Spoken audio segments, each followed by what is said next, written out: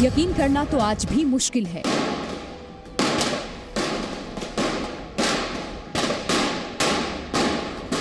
कि देश की संसद में कोई AK-47 लेकर घुस सकता है।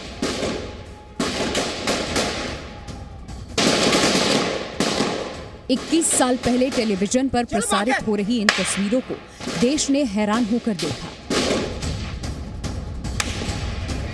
इस हमले ने देश को हिला दिया। 71 की जंग के बाद सेना का सबसे बड़ा मूवमेंट हुआ। पाकिस्तान से जंग के हालात बन गए। चलो शाबाश, चलो।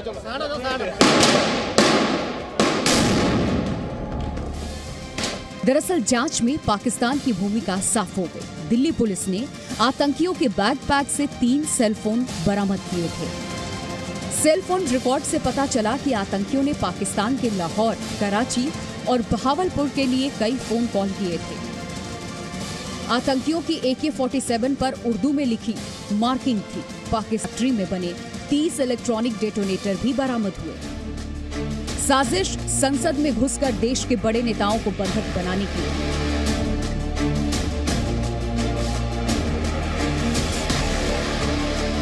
ये साजिश कामयाब हो जाती तो वो दिन लोकतंत्र के मंदिर के लिए अभिशाप बन जाता।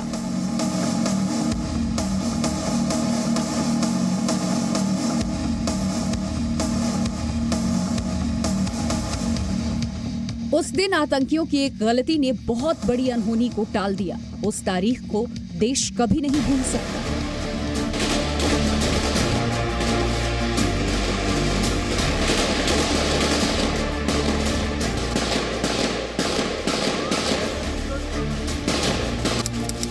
दिसंबर 2001, संसद भवन, वक्त 11:20। 5 आतंकी एक सफेद एम्बेसडर कार से संसद में घुसे थे। कार का नंबर था DL3CJ1527। लाल बत्ती और होम मिनिस्ट्री के स्टिकर की वजह से वो आसानी से संसद परिसर में दाखिल हो गई। 11:30 उपराष्ट्रपति कृष्णकांत संसद से बाहर जाने वाले थे। उनकी गाड़ियों का काफिला संसद के गेट नंबर 11 पर खड़ा था। तब तक आतंकियों की कार गेट नंबर 12 से होते हुए गेट नंबर 11 की तरफ आ पहुंची। हड़बड़ी में आतंकवादियों ने गलत रास्ता पकड़ा और बंद पड़े एक गेट के सामने पहुंच गए। रिवर्स करने की कोशिश में उनकी कार उपराष्ट्रपति के काफिले से टकरा गई। टक्कर से कार में लगे विस्फोटक के डेटोनेटर और तार दिखने लगे। संसद में तैनात सुरक्षा कर्मियों को उन पर शक हो गया। कौन है गाड़ी के अंदर? गाड़ी के अंदर कौन है? रुक जाओ! पार्लियामेंट के सारे गेट बंद कर दो। हेलो, कुछ गड़बड़ है, रुक जाओ!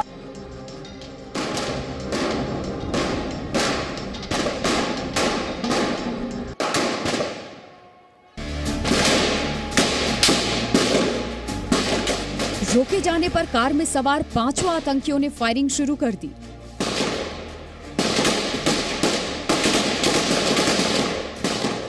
वहां मौजूद लोगों के लिए भी ये सोचना मुश्किल था कि संसद पर हमला हो सकता है।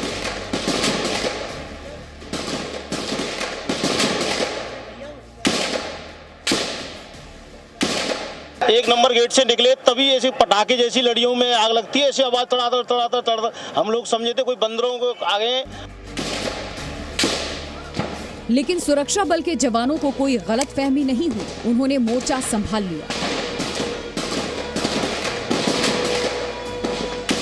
जवाबी फायरिंग शुरू हो गई। जल्दी।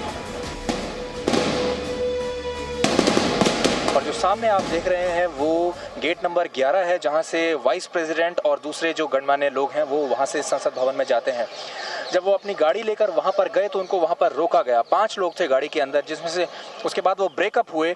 3 लोग पीछे उस तरफ चले गए और 2 लोग वो वहां से निकलकर इस तरफ भागे, जहां पर उसके बाद उन्हें दोबारा यहाँ रोकने की कोशिश की गई। ये जो आप देख रहे हैं गेट नंबर 1 के आसपास यहाँ पर एक एनकाउंटर हुआ, उनको रोकने की कोशिश की गई।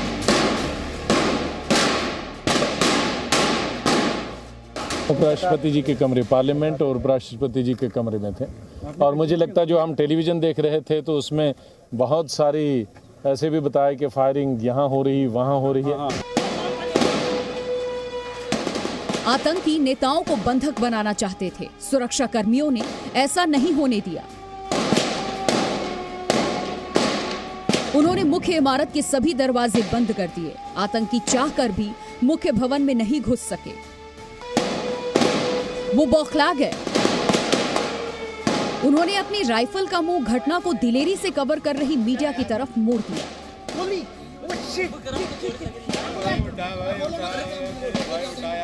तो कवरेज कर रहा है यार, हद हो गई यार, हद हो गई, मैं यहाँ मर रहा हूँ, हद हो गया। अरे देख नहीं रहा क्या हो गया मेरा? कुछ नहीं, क्या हो गया मेरा? क्या हो गया भाई, मर गया। जिस समय ये एनकाउंटर चल रहा था उस समय हमारी जी न्यूज़ की टीम भी ठीक इसी जगह पर मौजूद थी। आप हमारे पीछे देख सकते हैं, ये एक खास जगह बनाई गई है जहां मीडिया के लोगों को, जहां पर लोग खड़े होते हैं। सारे नेता यहीं पर आते हैं हमसे बातचीत करने के लिए। और हर रोज़ की तरह हमारी कैमरा टीम आज भी यहाँ पर मौजूद थी और ठीक 15 मीटर की दूरी पर यहाँ से एनकाउंटर चल रहा था। सारे कैमरामैन उस समय यहाँ पर मौजूद थे और गोलियां जब आतंकवादियों ने देखा, यहाँ पर उन्होंने मीडिया के लोगों को देखा तो उन्होंने यहाँ भी गोली चलानी शुरू कर दी। हमारे कैमरामैन थे उस समय यहाँ पर शंकर मलिक। शंकर, आपने मौत को इतने करीब से देखा, कैसे बचे आप? अब मैंने जो पहले देखा जाए, पहली बार ऐसे हो रहा है। मैंने मेरे साथ में एक बंदा था, उसको गोली लगा, मैं अपने कान में खुद उठा के लेके एम्बुलेंस में छोड़ के आया जी। और ये तो जी न्यूज़ की टीम की कहानी थी जो उस समय यहाँ पर मौजूद थे। यहाँ पर और भी काफ़ी सारे पत्रकार मौजूद थे जिन्होंने अलग अलग जगहों पर छुपकर अपनी जान बचाई। लेकिन संसद पर हमले के शुरू होने के चंद मिनट में ही बाजी पलटने लगी। 11:45। आतंकियों का कमांडर मोहम्मद नाम का एक खूंखार आतंकी था। वो संसद के गेट नंबर 1 से मुख्य इमारत में दाखिल होने की कोशिश कर रहा था। जवानों ने सबसे पहले उसे ही मार गिराया। दरअसल एक गोली उसके जिस्म पर बंधे विस्फोटक में जा लगी। एक जोरदार धमाका हुआ और मोहम्मद के चिथड़े उड़ गए। पर एक आतंकवादी जो कि ह्यूमन बॉम्ब था वो वहां पर गया और उसने अपने आप को एक्सप्लोड कर लिया। एक्सप्लोजन इतना ज्यादा बड़ा था कि वहां पर ऊपर तक, छत तक जो है मांस के लोथड़े ऊपर लगे हुए हैं, मांस चारों तरफ फैला हुआ है वहां पर। हमलावरों के लिए ये बड़ा झटका था। अब सभी आतंकी बदहवास होकर गोली चलाने लगे। जो कॉलम है उसके ऊपर खड़ा हो गया। जैसे मेरे पास देखा तो उसने मेरे पे गोली चला दी, तो खंबे पे गोली लग दी, मैं छुप के चले गए। फिर वो आगे भागते भागते 2 नंबर गेट तक गए। आतंकियों के सरगना मोहम्मद के मारे जाने के 7 मिनट के बाद राजा, राणा और हमजा नाम के 3 आतंकी गेट नंबर 9 तक पहुंच गए। लेकिन वहां तैनात जवानों ने तीनों को वहीं मार गिराया। अभी भी 5वां आतंकी हैदर बचा था। वो संसद भवन का पूरा चक्कर लगाते हुए गेट नंबर 5 तक पहुंच गया। ये वो गेट था जिसका इस्तेमाल प्रधानमंत्री भी करते थे। 11:55 पर सीआरपीएफ के एक बहादुर सिपाही ने गेट नंबर 5 के पास हैदर को मार गिराया। अब तक 5 आतंकी मारे जा चुके थे, लेकिन सुरक्षा कर्मियों ने मोर्चा नहीं छोड़ा। दरअसल उस वक्त किसी को पता नहीं था कि संसद पर कितने आतंकियों ने हमला कर दिया। एक वजह यह भी थी कि मारे गए 5 आतंकवादियों ने जो हैंड ग्रेनेड चारों तरफ फेंके थे, उनमें कुछ आतंकियों के मारे जाने के बाद फटे।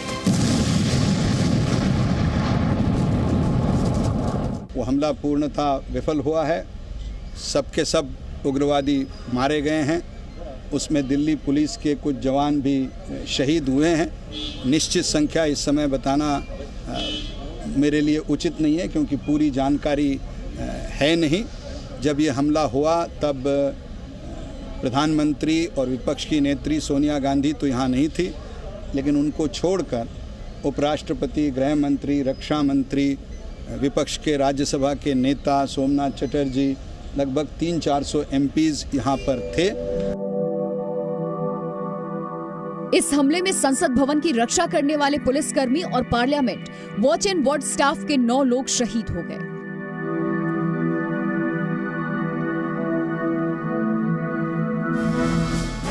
बाद में संसद के एक एक कोने की छानबीन के बाद पूरे परिसर को सुरक्षित घोषित कर दिया गया।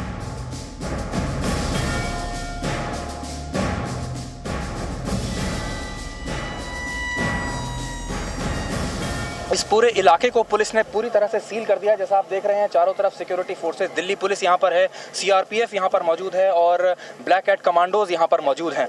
बसेस में से अब यहाँ पर एमपीज को इस तरह की बसेस से अब वापस सदन से उनके घरों को ले जाया जा रहा है और एक सोच ये है कि सांसदों का और मंत्रियों का अब यहाँ पर ज़्यादा देर खड़े रहना ठीक नहीं है।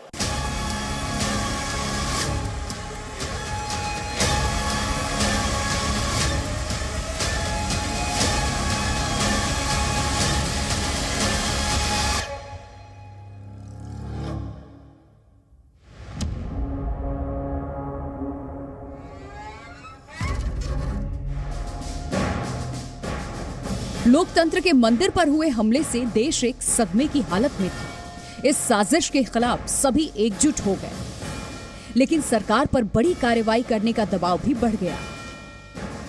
इस हमले के कुछ ही घंटे बाद करीब 3 बजे प्रधानमंत्री ने दूरदर्शन पर आकर के अपना संदेश दिया। उनका हमला केवल भवन पर हमला नहीं था, इस समूचे देश को एक चेतावनी थी। हम उनकी चुनौती स्वीकार करते हैं। चुनौतियां दिल्ली पुलिस और खुफिया एजेंसियों के लिए भी कम नहीं थी। उन पर केस को जल्दी से जल्दी सुलझाने का दबाव बढ़ गया। दिल्ली पुलिस की स्पेशल सेल ने इस मामले की जांच शुरू की। पुलिस को पहला सुराग आतंकियों के पास से मिले सेल फोन के सिम कार्ड से मिला। हमारे पास कुछ ऐसे सूत्र हैं जिनसे अगले कुछ दिनों में इस पूरी साजिश का पर्दाफाश होने की संभावना है। देश को दहला देने वाले इस मामले में जांच एजेंसियों ने बहुत तेज काम किया। पुलिस ने दिल्ली के एक कॉलेज में अरबी पढ़ाने वाले सैयद अब्दुल रहमान जिलानी को गिरफ्तार कर लिया। Case at FIR number 470 was aided and they took the assistant of Central Intelligence Agency. Jilani से हुई पूछताछ के बाद मोहम्मद अफजल और शौकत हुसैन गुरु की पहचान हुई। पुलिस ने शौकत की पत्नी अफशा गुरु से पूछताछ की। उससे पता चला कि संसद पर हमले के फौरन बाद मोहम्मद अफजल और शौकत हुसैन एक ट्रक से श्रीनगर भाग गए थे। जम्मू कश्मीर पुलिस को फौरन इसकी जानकारी दी गई, जिसने दोनों को गिरफ्तार कर लिया। उनसे एक लैपटॉप और 10 लाख रुपए बरामद किए। In 1998, he purchased a truck and started loaning it to transporters. He was motivated by Mohammad Afzal. संसद पर हमले के महज 72 घंटे में 4 गिरफ्तारियां कर ली गई। इसके बाद पूरी साजिश का पता चलने में वक्त नहीं लगा। जांच में पता चला कि पाकिस्तानी खुफिया एजेंसी ISI के इशारे पर संसद पर हमले की साजिश आतंकी गुट जैश-ए मोहम्मद ने रची थी।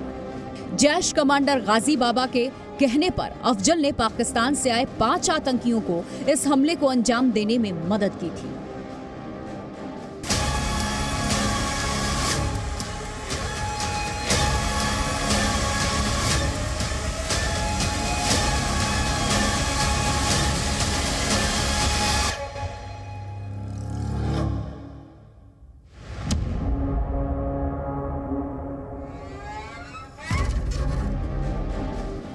संसद पर हमले के इस मामले का मुकदमा करीब 1 दशक तक चला। 18 दिसंबर 2002 को स्पेशल कोर्ट ने SAR जिलानी, अफजल गुरु और शौकत हुसैन को फांसी की सजा दी। शौकत की पत्नी अफसा गुरु को बरी कर दिया गया। हाई कोर्ट में हुई सुनवाई के बाद SAR जिलानी को सबूतों के अभाव में बरी कर दिया गया।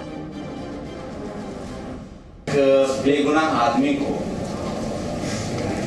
2 साल के लिए आप डेथ रो में रखते हैं। अब आपने एक्विट तो किया है, लेकिन क्या आप एक बेगुनाह आदमी को 2 साल तक डेथ रो में रखने को इंसाफ कहेंगे? लेकिन जिलानी का बरी होना बेदाग नहीं था। ये अगस्त 2005 में आए सुप्रीम कोर्ट के फैसले से साफ हुआ। सुप्रीम कोर्ट ने इस मामले में अफजल गुरु की फांसी की सजा को बरकरार रखा। शौकत हुसैन की फांसी की सजा को 10 साल की सश्रम कारावास की सजा में बदल दिया गया, जबकि एसएआर जिलानी को बरी करने के हाई कोर्ट के फैसले को सुप्रीम कोर्ट ने बरकरार रखा। हालांकि सुप्रीम कोर्ट ने कहा कि जिलानी की भूमिका को साबित करने वाले सबूत काफी नहीं है, लेकिन उसकी भूमिका शक के दायरे में है।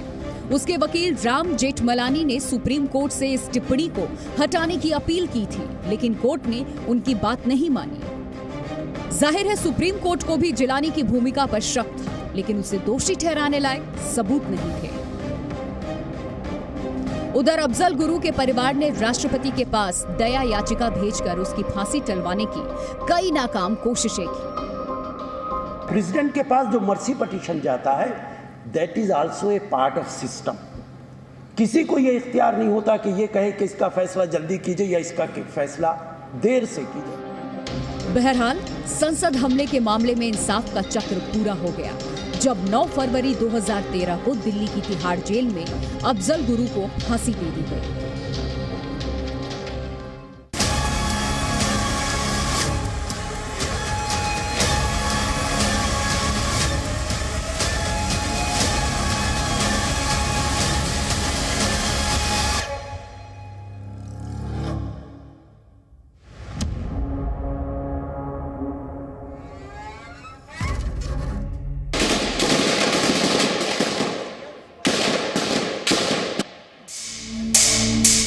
संसद पर हमले के दोषियों को अंजाम तक पहुंचाने के मामले में एक बड़ी कामयाबी 2003 में मिली थी। इस हमले का मास्टरमाइंड जैश कमांडर गाजी बाबा था। 30 अगस्त 2003 को श्रीनगर में बीएसएफ ने उसे तब घेर लिया जब वो एक मकान में छिपा था।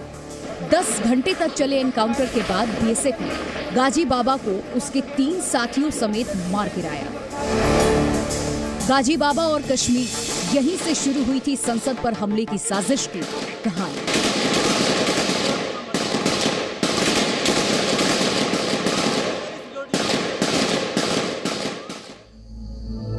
$1989 ये वो वक्त था जब कश्मीर से नौजवानों ने एलओसी के पार जाना शुरू कर दिया था। ऐसे ही नौजवानों में अफजल भी था। करीब 2.5 महीने की ट्रेनिंग के बाद वो कश्मीर लौटा। हालांकि पुलिस की सख्ती की वजह से घर वालों ने उसे उसके चचेरे भाई शौकत के पास दिल्ली भेज दिया।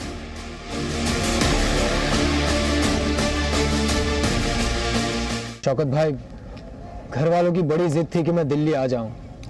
अब आ तो गया हूं, कुछ काम वाम दिलवाओ यार।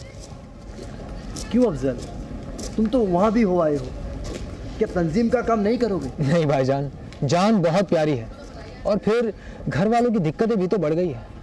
अब वो सब छोड़ दिया, वो काम नहीं करूंगा।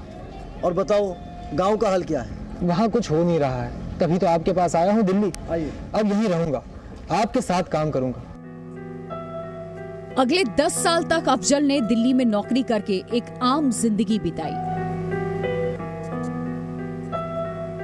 शौकत भी फलों के कारोबार में कामयाब हो गया।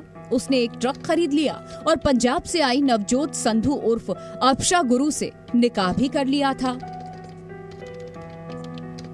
इस शादी में अफजल की मुलाकात दिल्ली यूनिवर्सिटी के कॉलेज में अरबी पढ़ाने वाले एसएआर जिलानी से हुई थी। अदालत में दाखिल चार्जशीट के मुताबिक जिलानी कश्मीरी अलगाववादियों से जुड़ा हुआ था। उसकी बातों का अफजल और शौकत पर काफी असर पड़ा।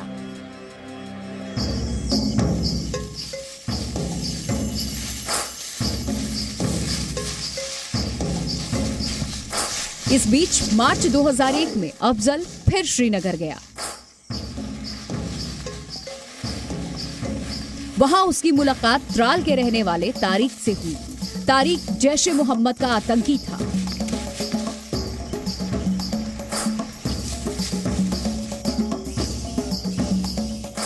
उसका काम नौजवानों का ब्रेन वॉश करना था। अफजल के साथ भी उसने वही किया।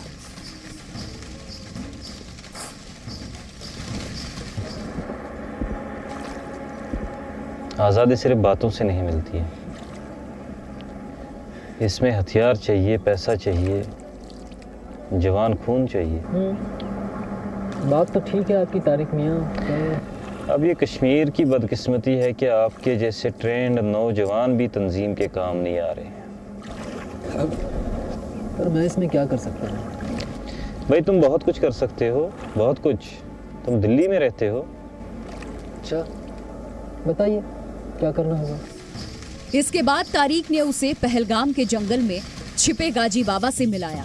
गाजी बाबा पाकिस्तानी था और घाटी में जैश मोहम्मद का सुप्रीम लीडर था। दिल्ली वाला काम अब तू ही संभाल, जैसा आप मुनासिब समझें। ये कैसेट है, इसमें मौलाना साहब की तकरीर है, उसको गौर से सुनना बचा। जरूर। तुम्हें एक बहुत बड़ा काम अंजाम देना है। जी जनाब।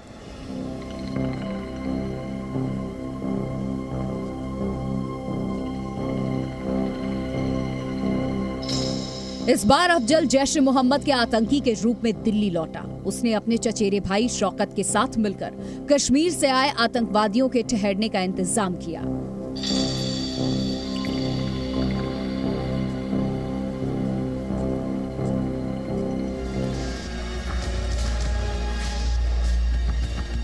इन आतंकियों में मोहम्मद भी था,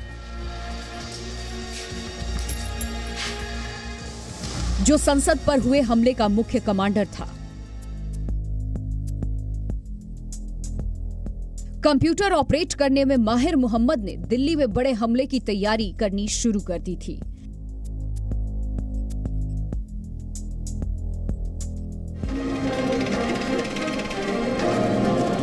दिल्ली की खारी बावली के मार्केट से मोहम्मद ने बम बनाने के सामान खरीदे।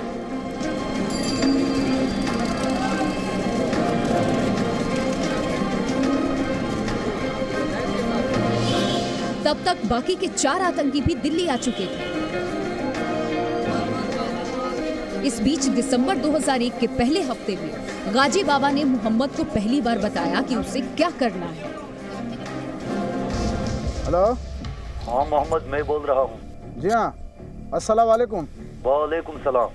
क्या खबर है? सब दुरुस्त है, लड़के दिल्ली देख रहे हैं। शाबाश, अब तुम लोग अपनी तैयारी कर लो। मगर करना क्या है? सुनो, गौर से सुन लो। इनकी पार्लियामेंट अपने कब्जे में ले लो, 10-12 को उड़ाओ और कुछ लीडर्स को अंदर ही पकड़ लो। नामुमकिन बाबा, इम्पॉसिबल। सब कुछ मुमकिन है, बस हौसला रखो। करना कैसे है वो तुम्हें मालूम है। बाकी लड़कों को भी बोल दो काम करे, पैसों की फिक्र हम पर छोड़ दो। ठीक है, मगर करना कब है? इसी महीने 13 तारीख को। इसके बाद 6 दिसंबर को मोहम्मद ने अफजल के साथ मिलकर पालिका बाजार से एक मोबाइल फोन खरीदा। फिर 2 मोबाइल और 6 सिम कार्ड गफ्फार मार्केट से खरीदा। दोनों ने करोल बाग से एक सेकेंड हैंड मोटरसाइकिल खरीदी। फिर सभी संसद पर हमला करने की साजिश को अंतिम रूप देने में जुट गए। पार्लियामेंट में टोटल 12 गेट हैं। ये तो अंदर वाले गेट हैं, बाहर कितने गेट हैं? ये 2। हम कहाँ से घुसेंगे? इस वाले से। इस वाले से ही क्यों? इस वाले से पीएम जाता है, ये वाला आसान रहेगा। लगता है काम बन जाएगा। तो ठीक है, अब तुम लोग सारी जगह से वाकिफ हो जाओ, ठीक है?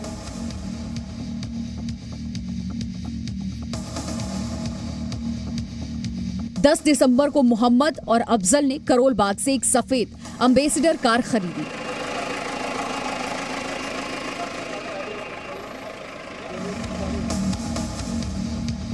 कश्मीरी गेट से वीआईपी पास, लाइट और चांदनी चौक से पुलिस की वर्दी खरीदी। अब तकरीबन सब कुछ तैयार है। पर मोहम्मद भाई, कार अंदर घुसेगी कैसे? उसका इंतजाम भी मैंने कर दिया है। ये देखो, मैंने इंटरनेट से इनकी होम मिनिस्ट्री का स्टिकर निकाल लिया है। ये ऐसा स्टिकर है जिसे लगाने के बाद हमें अंदर घुसने से कोई नहीं रोक पाएगा। अब आगे क्या करना है ये तुम लोग अच्छी तरह सुन लो। आतंकियों ने हमले के एक दिन पहले तिब्बती मार्केट से कार्गो ट्राउजर्स, टी शर्ट्स और जूते खरीदे।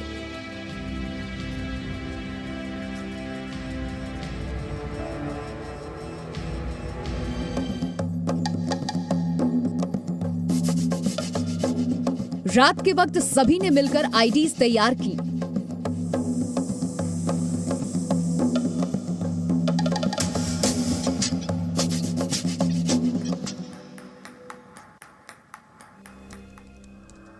उसी रात मोहम्मद ने इंटरनेट पर पाकिस्तान में बैठे अपने आकाओं को अगली सुबह होने वाले हमले की जानकारी दी।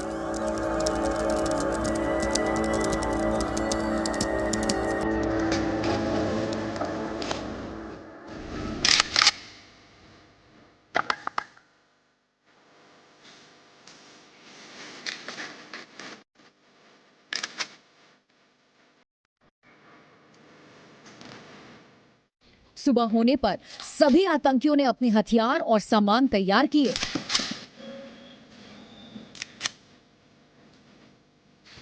और हमले के लिए निकल पड़े।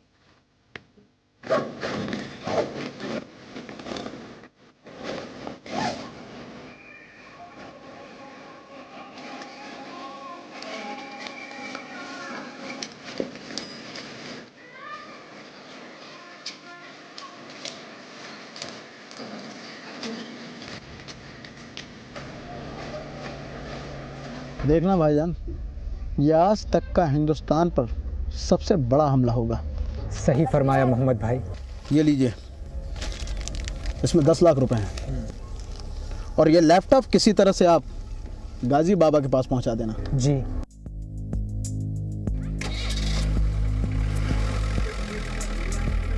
सुबह करीब 10:30 बजे आतंकियों ने अपनी कार स्टार्ट की। करीब 11:40 पर वो संसद परिसर में दाखिल हो गए। आतंकियों की साजिश फुल प्रूफ थी, लेकिन वो एक बात भूल गए कि देश की रक्षा के लिए हम हिंदुस्तानी अपनी जान की बाजी लगाने से पीछे नहीं हटते।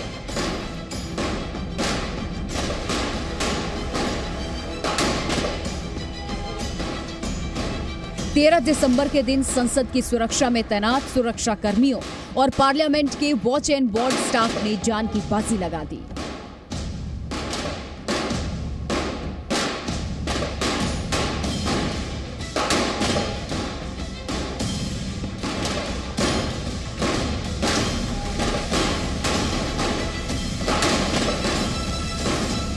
नौ शूरवीरों ने वतन पर अपनी जान न्यौछावर कर दी, लेकिन देश के गर्व और संप्रभुता पर आंच नहीं आने दी।